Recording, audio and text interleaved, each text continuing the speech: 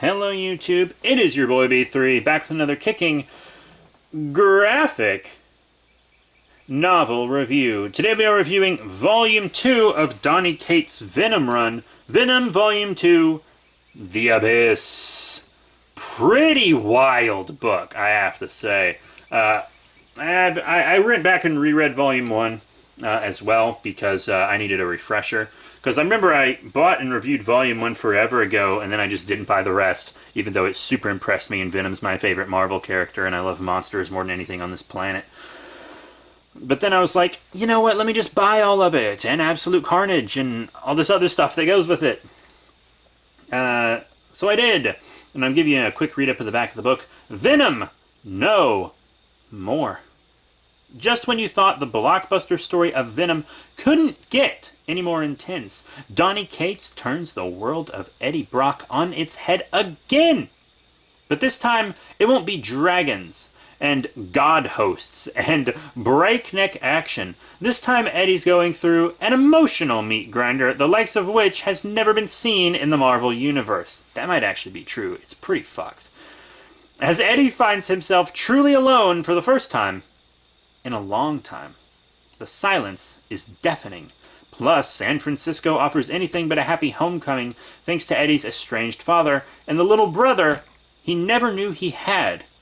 Will Eddie's return to his old stomping ground reveal secrets better kept buried? Collecting Venom 2018 7-12 by Donny Cates, Ivan Calello, Ryan Stegman, Joshua Cassara, J.P. Meyer, Andreas Massa, and Frank Martin. Rated T for teen! Yeah. So Venom Volume 2. The Abyss! All this is leading up to Absolute Carnage and King in Black and stuff. So, the Maker captures Eddie Brock and the Venom symbiote. And if you don't know who the Maker is, he's Ultimate Reed Richards. And Ultimate Reed Richards was a villain. And I loved him, because I actually don't like Reed Richards in the modern continuity. Honestly, the only main Fantastic Four member I like is the Thing.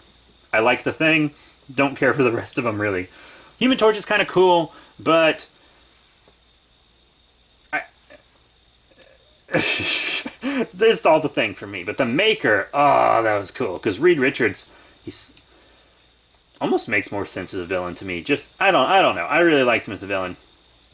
So it turns out Eddie Brock went on some kind of killing spree with the symbiote mostly in charge, and he went to San Francisco and to his father's house before the Maker captured him, but he doesn't have any memory of this.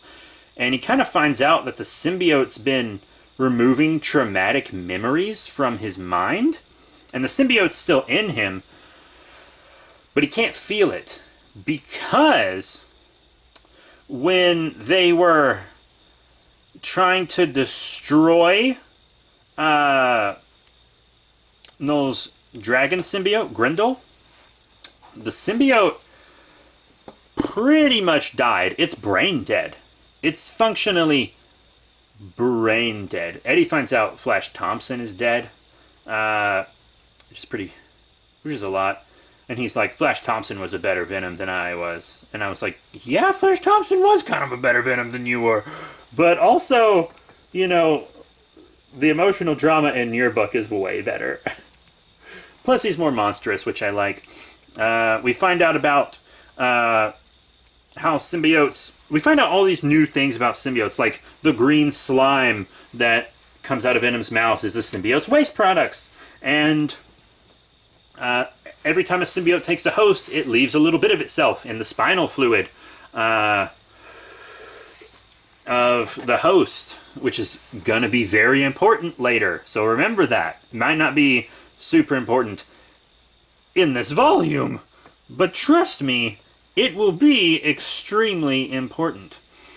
But I just can't wait to see what else the Maker has in store for the 616 universe. We kind of get a reveal of the Cult of Carnage, which is pretty cool. The Venom symbiote kind of takes the form of like this big pit bull dog. This big black creepy looking pit bull follows Eddie around because it's like still alive, but it's not, I don't know, sentient anymore. It's just a little smarter than a dog. We keep getting these flashbacks to a car accident that Eddie was involved in, you know? And that it keeps implying that Eddie was the kid hit by the car. But Eddie was actually the drunk driver, which is a huge fucking twist, and it was awesome. I didn't see it coming. I really didn't. He gets into a screaming match with his dad. His dad punches him, and then the symbiote reacts to that and, like, attacks his dad. And Eddie Brock finds out he has a younger brother who's like a teen, something like that. I don't know exactly how old he is. But he finds out his dad beats his younger brother, just like he used to beat him and all this stuff. And Eddie actually wanted to plead guilty to the drinking and driving manslaughter charges. And his father beat him until he agreed to plead innocent. And he got off pretty much scot-free, except it bankrupted his father. And also that was the start of Eddie Brock's true moral decline. Because he didn't mean to kill the kid. He was a teenager. Teenagers drink. They just do. They're not supposed to, and it's not good for them, but they do it. Drinking and driving was stupid, but it wasn't evil. You know what I mean? And that was just like his descent, according to him. God, this book was dark. And it wasn't even superhero stuff for the most part. Almost none of it was. Eddie's got a lot of PTSD. It appears his cancer returns, but then we find something out about Eddie. He never had cancer. He never had an older sister who died of cancer. Cancer doesn't run in his family like he thought it did. The symbiote made him think he had an older sister who died when he didn't. The symbiote made false memories. The symbiote changed his body chemistry and made him feel like he was sick. And whenever he was tested, it showed up like cancer because the symbiote manipulated his body to make it look like he had cancer. He didn't. The symbiote thought that if Eddie didn't feel as lonely and desperate as possible, he would abandon the symbiote. So it made him feel as lonely and weak as it possibly could. It was pretty wild. It was the drama. There's almost no superhero action or really action of any kind in this book, but it's so insane. Just absolutely insane. We also find out that Eddie Brock's little brother is actually his son, which I thought was pretty predictable. I saw that kid and I was like, that's not his brother. It looked exactly like him. And I know brothers can look similar, but I mean, like, that was his son. I was like, that's his son. No way that's his dad's kid. You know? His dad's so old and stuff too. You know, it just makes sense. It just makes sense. Eddie threatens his father, and takes his son away. He doesn't reveal that he's the son's father. And then the Venom symbiote actually saves the son, puts him and Eddie together, and then the Venom symbiote just leaves. Because it's like, Eddie's better. It's starting to get its sentience back, and it's like, Eddie's better off without me. I've hurt him too much. I love the whole Eddie Brock and the Venom symbiote is like an abusive, like romantic relationship. It's very interesting. Very, very interesting. So cool. And that's really the volume. It's got a lot of cool covers. It's even a Watchmen homage cover. Great book. Almost no action. Almost none. And when there is, it's very short. But the drama's so good, you won't even realize there's no action in it. I didn't realize that until I was going through it again for the review, because the drama was so good. The writing so incredible.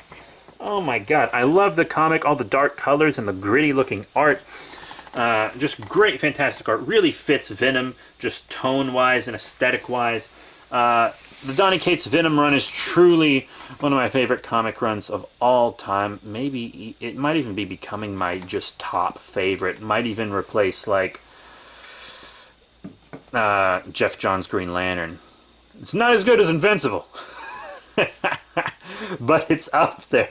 Nothing will be as good as Invincible. I reviewed all of Invincible, by the way, if you want to check that out. That should have been relatively recent. That is it for Venom Volume 2, The Abyss by Donny Cates from the 2018 run.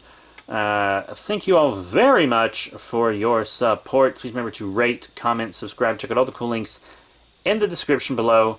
Facebook, Twitter, etc. And next time, we're probably going to review Venom, The War of the Realms, which was a War of the Realms tie-in. And we already reviewed the War of the Realms event and a lot of the Jane Foster Thor stuff that goes with it, and the War of the Realms prelude, so check all that out as well. So that's it. Thank you all very much for your support, and I'll see you all next time.